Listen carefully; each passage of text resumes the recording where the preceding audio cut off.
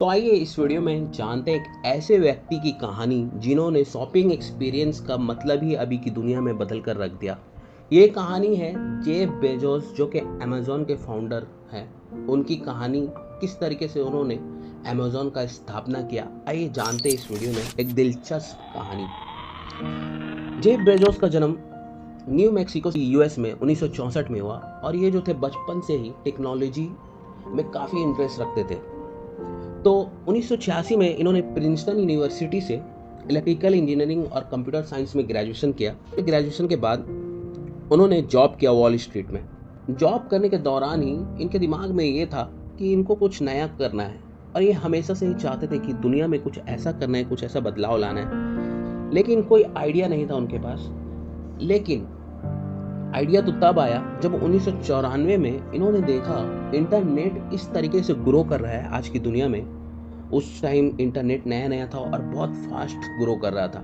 1994 में 2300% का ग्रोथ था इंटरनेट के यूज़र में।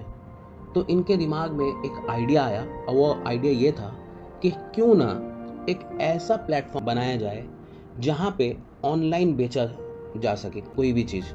लेकिन उस टाइम पे इनके दिमाग में अमेज़न को स्थापना करने का कोई आइडिया नहीं था, जस्ट एक छोटा सा आइडिया था कि ऑनलाइन कुछ करना है। मौका तो तब आया जब वो एक रोड ट्रिप कर रहे थे, न्यूयॉर्क से सीटल जा रहे थे। उसी टाइम पे इनके दिमाग में आया कि एक ऑनलाइन स्टोर ये बनाएंगे। तब उसके बाद इन्होंने एक प्लेटफॉर्म लॉन्च किया जिसका नाम था कैट 12। तब उस वेबसाइट का नाम अमेज़न नहीं था, लेकिन इनके एक दोस्त थे जो कि एक लॉयर थे। इन्होंने इनको सजेस्ट किया कि ये जो कैट बेरा है ना, ये एक डेड बॉडी जैसा साउंड करता है। ये वेबसाइट मतलब आप जो चाह रहे हैं दुनिया में बदलाव लाना, ये वेबसाइट में वो ऐसा कुछ है नहीं जिससे आप दुनिया को बदलना या दुनिया के हर लोगों तक इस नाम को पहुंचा सके। तब इनके दिमाग में आया और इन्होंने चेंज किया कैट बेरा से अमेज़न नाम और amazon.com का स्थापना हुआ। इन्होंने अमेज़न इसलिए नाम रखा, ये चाहते थे कि अमेज़न दुनिया का सबसे बड़ा रिवर है, इस तरीके से ये दुनिया का सबसे बड़ा कंपनी बनाना चाहते थे। तो यहाँ से अमेज़न का शुरुआत हुआ। शुरुआती दिनों में बेजोस के पास कुछ एम्प्लॉयज़ थे और उन्होंने अपनी ऑपरेशन अपने गैरेज से ही शुरू की थी। काफ़ी बेसिक इंफ्रास्ट्रक्चर था, लेकिन बेजोस का विज़न क्लियर था। उन्होंने अपनी वेबसाइट को कस्टमर फ्रेंडली बनाया और साथ ही ऑर्डर ट्रैकिंग सिस्टम भी इंट्रोड्यूस किया, जो उस समय के लिए एक यूनिक फ्यूचर था। पहले अमेज़न सिर्फ यूएस में ऑपरेट करता था, लेकिन बेजोस का विज़न ये था कि इसको इंटरनेशनल मार्केट तक पहुंचाना है। सबसे पहला ऑर्डर 1995 में बेजोस को मिला। ये एक छोटी शुरुआत थी, लेकिन बेजोस को मालूम था कि ये फ्यूचर में एक रेवोल्यूशन बनने वाली है। समय तो तब आया ग्रोथ का जब 1997 में अमेज़न का ग्रोथ इतना तेजी से हुआ कि कंपनी पब्लिकली लिस्टेड हो गई। आईपीओ लॉन्च किया, जहां से इन्होंने $54 मिलियन रेज किया, जो उस वक्त का एक बड़ी सक्सेस था। उस समय तक अमेज़न सिर्फ बुक नहीं बेच रहा था, उन्होंने music, CD, video, electronic, toys और भी बहुत प्रोडक्ट अपनी वेबसाइट पे ऐड कर दिया। एक समय ऐसा आया इंटरनेट की दुनिया में जिसको हम और आप .com बबल से जानते हैं। 400 points higher, yes indeed. The markets roar higher last 30 minutes of trading as volatility once again rules the day. Most of the techs this morning, if not all of them, have just exploded to the Companies with .com in their name saw their stock prices soar overnight, even if they had no real business model. But by 2000, the bubble burst. Many of these companies collapsed, wiping out trillions of dollars in market value and leaving investors devastated. जिस time पे बहुत सारी company loss में जा रही थी, उस time पे अमेज़न ने अपनी पोजीशन संभाल के रखी। Most of those internet companies of the .com era are out of business. Yeah. You survived. What was it that made you to survive and virtually the rest of them are gone?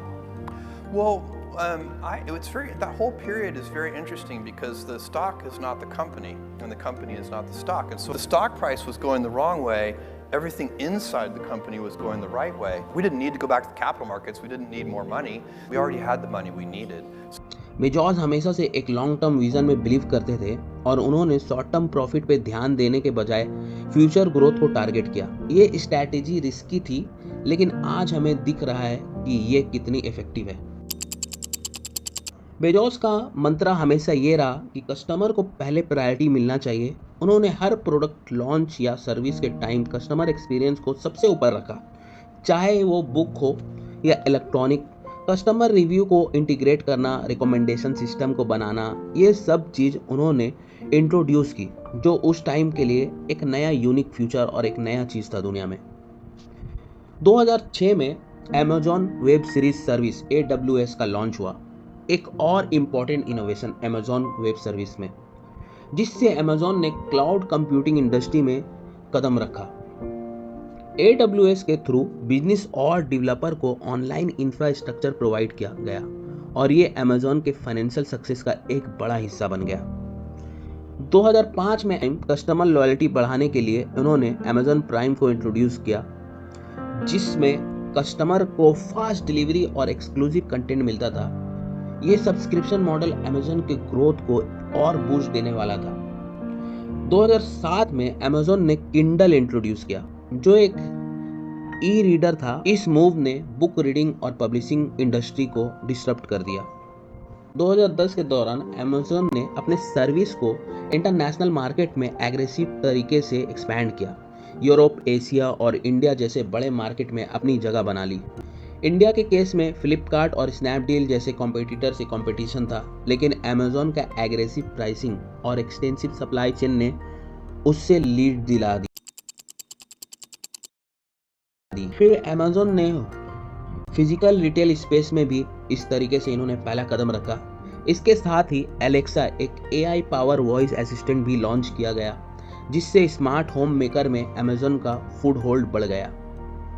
Bezos ने Amazon को कभी एक retail company नहीं देखा। उनका vision हमेशा technology और innovation के आसपास था, चाहे वो अमेजॉन वेब सर्विस हो या एलेक्सा हो।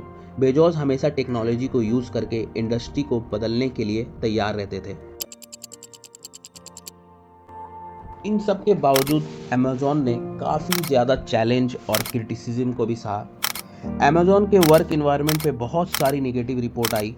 हाई प्रेशर और इंटेंस कॉर्पोरेट कल्चर कारण काफ़ी एम्प्लॉय बर्नआउट फील करते थे। यही नहीं, वेयर हाउस में वर्किंग कंडीशन को लेकर भी अमेजॉन पे काफ़ी एलिगेशन लगे। अमेजॉन के मैसिव ग्रोथ ने वर्ल्ड गवर्नमेंट के बीच मोनोपोली कंसर्न उठाया। Filed an antitrust lawsuit against Amazon this morning, alleging that the tech company has used interlocking, quote, anti-competitive and unfair strategies to illegally maintain monopoly power. The FTC was US, Europe और India में भी investigation हुई, क्योंकि Amazon का hold retail और cloud computing market पे इतना strong था कि कंपटीशन स्ट्रगल कर रहा था। तो अमेजन एक बुक स्टोर से शुरू हुआ था, लेकिन बेजोस का विजन ने उसे दुनिया के सबसे बड़े टेक और ई-कॉमर्स एम्पायर में बदल दिया। अमेजॉन का सफ़र एक इंस्पायरिंग कहानी है। छोटी शुरुआत और लॉन्ग टर्म विजन के साथ जेफ बेजोस ने एक ऐसा एम्पायर की शुरुआत की जिससे दुनिया के हर कोने में लोग आज जानते हैं। तो ये था कहानी अमेजॉन के फाउंडर जेफ बेजोस और अमेजॉन की शुरुआत दिनों से लेकर अभी तक की कहानी। तो अगर दोस्तों ये वीडियो आपको इंस्पायरिंग लगा हो और कुछ आपने सीखा हो इस वीडियो से, तो प्लीज़ मेरे चैनल को सब्सक्राइब कीजिएगा इसी तरीके के और भी वीडियो के लिए। मिलते हैं नेक्स्ट वीडियो में। Thank you everyone.